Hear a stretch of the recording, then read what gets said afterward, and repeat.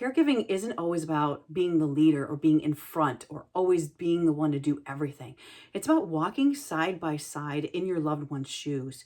We don't want to treat our loved ones, especially our elderly loved ones, as, you have to do this way, you have to do this way. They're not our children, they're not a child, and we need to be more respectful. Our elderly have so many beautiful stories and so much advice to give and so many things that we can learn from. And we just need to embrace that, open up to it, and listen to it. Learn to be present and listen, because we can learn so much. And it's also that helping hand of them teaching us that we can actually utilize that information to help them as well.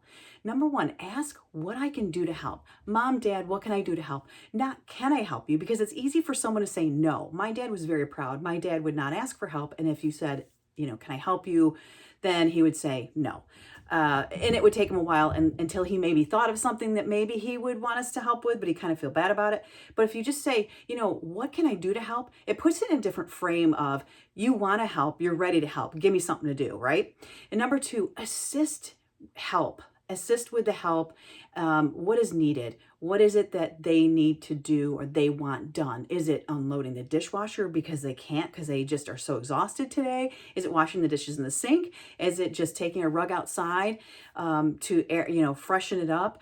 Is it just something little? Like, what is it that we can do? Because those little things really add up to big things at the end of the day. Because when you're sitting in a chair or when you're home every day, we know this, when we're home a lot or too much, we get inside of our own head and we worry about things that are just so tiny, but they get to be big, big, big, like a snowball effect. They get bigger and bigger as we think about them. So unloading a dishwasher can become something that's so huge. And then if someone can't do it, they go try and do it anyways because they don't want to ask, because they're too embarrassed or they just feel like a burden and they don't want to ask you for help.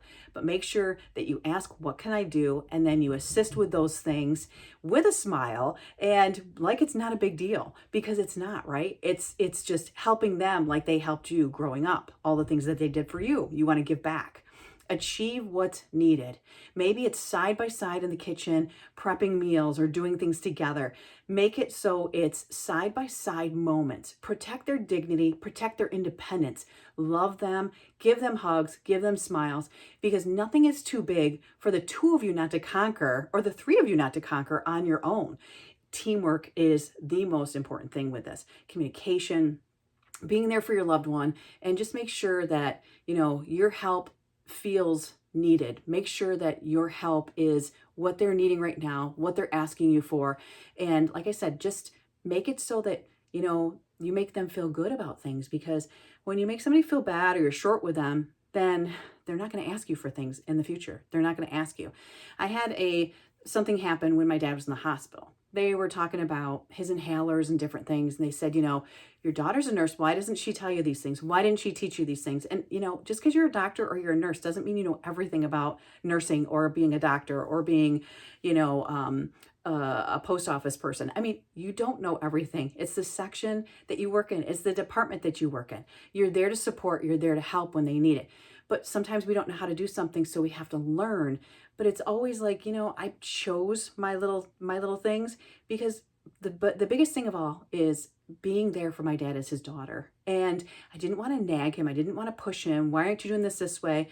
Talking down to somebody, disrespecting them, because guess what? They're not going to share things with you. They're not going to tell you things when it's really, really important. So make sure that you always ask and be respectful and make them, or have them be the leader of their own home. Let them be independent. Let them ask. Let them, enjoy your company. And then they might ask you for the help, and they'll be so grateful for it when you're able to do it for them.